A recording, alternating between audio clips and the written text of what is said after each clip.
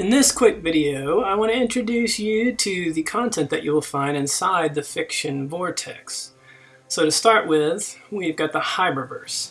This is a post-humanity serial box. So we're talking about an epic time scale, a massive universe that picks up pretty much where we are now in our human timeline and evolves into a race known as the Hybrinari.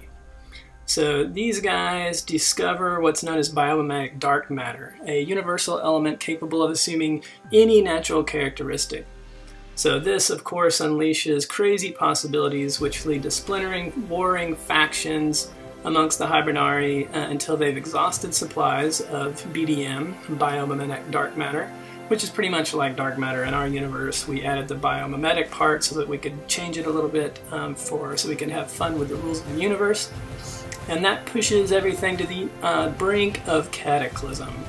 So it's a crazy big place full of many planets, many different Hybrinari factions, and cool stuff like that. Within that Hybriverse serial box, we have 4 serials currently. We expect many more, as with all of our serial boxes, but for these 4, I'll explain briefly. We've got Blighted Aura. This introduces one of the main characters of the Hybriverse. This is sort of his origin story of a guy that you will know throughout many of the serials simply as Yuan. Blighted Aura is pretty much a straight up fantasy story. The technology of the Hybriverse is still regarded as magic during this early phase of the timeline. So Yuan lives in an idyllic village on the edge of an idyllic forest, and everything is peaceful, of course, until the beginning of this story when a great evil is unleashed nearby Yuan's village. And this evil will reveal that Yuan is quite different from everyone else in his village, and that difference will either lead to him being a savior or a destroyer. So next up within the Hybriverse serial box, we have the serial Extinction Force. This takes place hundreds of years after Blighted Aura and is about a private military. Essentially, when terraforming, 2 things are inevitable: mistakes and those who clean them. In the ever-expanding Hybriverse, space becomes a commodity, so the responsibility of taming it falls on the Exploration and Extinction Force, which is a private military trained to get the job done no matter the setting. So toxic atmospheres, parasites, contagions, abominations in space, on land, or in sea. These guys are the ones that get it done. Next we have Brunning Divide. This is a great little serial, part space opera, part weird western. It takes place with Xander Floros and his family relocating to Eremia to carve out the tiny settlement of Brunning out of a barren and hostile desert. But within the first year, giant spiders emerge, of course, to terrorize the colonists before Xander's father, Absalom, saves the day. But now, in the current time of the story, the spiders are back. So Brunning is the type of place that survives in an extremely delicate balance. But Xander in this serial would discover that there are secrets and lies beneath everything that has to do with his life. And this serial also deals a lot with the intricacies of the relationships between humans and Hybrinari, because the Hybrinari do still keep what they call ancestral humanity around pretty much as chattel. Finally, within the Hybriverse, we have the serial known as Ranger's War. The moral of this serial is never create a killing machine you can't control. So Ranger's War is a space operatic love triangle between a human killing machine, a woman bearing the genetic cancer he's conditioned to exterminate, and the AI designed to keep him accountable. Within Ranger's War, humanity has evolved to the Hybrinari, but at this point things are going sideways quickly. So obsessed with the quest for immortality, the advanced Hybrinari have become plagued by a subversive strain of ancestral humanity that threatens to unravel their fractured empire and decadent lifestyle. So in a desperate attempt to restore balance, the Hybrinari create an enslaved race of assassins. Never a good idea.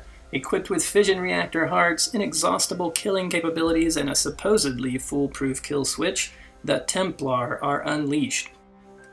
Our second cereal box is Schism 8. This is a multiverse where duplicity is life and multiplicity is power. So in a world where your senses perceive a fraction of reality, every conspiracy should be taken seriously and the impossible considered probable. So everywhere from secret histories to alternate futures, paranoid thriller to pulp western and dystopian fantasy, Schism 8 pieces together a vast reality that eventually pits its central characters against each other as they each attempt to assert their personal views of reality as the correct ones. So this is a bit of a nutty ride, but one that should be enjoyed by all. To start off with, within this cereal box, we have the Lost DMB files, based on conspiracy, weird Western stuff from around 1910 into the 1930s. The author of the Lost DMB files is a dime novelist and pulp fiction writer known as David Mark Brown, yes, a pen name exactly the same as my name, who mysteriously disappeared during the 1930s. Until recently, his obscure writings had been all but forgotten. Violent conspiracy theorists, known as the Truth and History Society, contend that his fiction indeed preserves a secret history, a history able to reclaim our future if the war it unleashes doesn't destroy us in the process. Interestingly enough, the Lost DMB files become archival contents within the DMB files that are based in the near future. And that leads us to the DMB files, which are an alternate history based in the near future in a reality not exactly like ours, but similar. This is one of the multiverse universes within Schism 8, where Professor Jem Buckner, his daughter is kidnapped. His obsession shifts from discovering the lost genetic sequence for awakening human immortality to discovering who took her and how to get her back. That journey reveals a hibernating side effect of his research, telekinesis. And at the heart of a secret war raging for over a century, going all the way back into the Lost DMB files, Buckner discovers how far he'll go to get his daughter back, which is, in fact, as far as it takes, including evolving himself. So, some fun bio-thriller type of stuff going on with the DMB files. The next serial within Schism 8 is the Relic Hunters. This serial also revolves around Jem Buckner, but in another alternate reality. This is one of the other universes of the multiverse. Well, and actually, these stories jump from universe to universe within the multiverse, always dealing with a new Jem Buckner.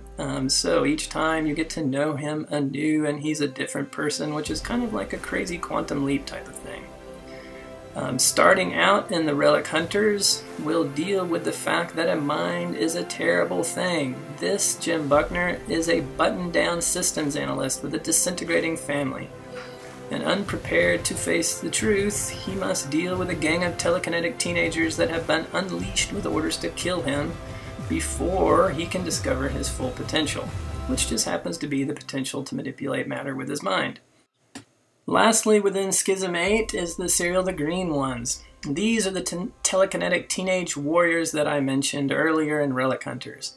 In The Green Ones, we enter an alternate history, a universe where Central American culture has become dominant, and people live in domed cities that are protected from telekinetic attack. Things have gone so nuts. For the telekinetic youth of New Tehuacan's worker city, there are two choices: an enslaved life or a free death. Take your pick. By 16, everyone must choose. So on an Earth rampant with telekinesis, Callie Bluehair lives within one isolated city-state among many. New Tehuacan's protective dome and oppressive regime preserve not only its strict social classes, but also the lie that empowers the immortal class over the workers. That does it for the two serial boxes we currently have open in the Fiction Vortex. Of course, we plan many, many more. We have a third one contracted already with some great authors from the UK and MZP TV. We'll have a contest over the next 6 weeks to decide a fourth cereal box, so you could be the writer behind that cereal box if you enter the contest. And during 2016, we plan many more cereal box releases until the Fiction Vortex basically sucks in all of the Readerverse and we control everything. Thanks for listening.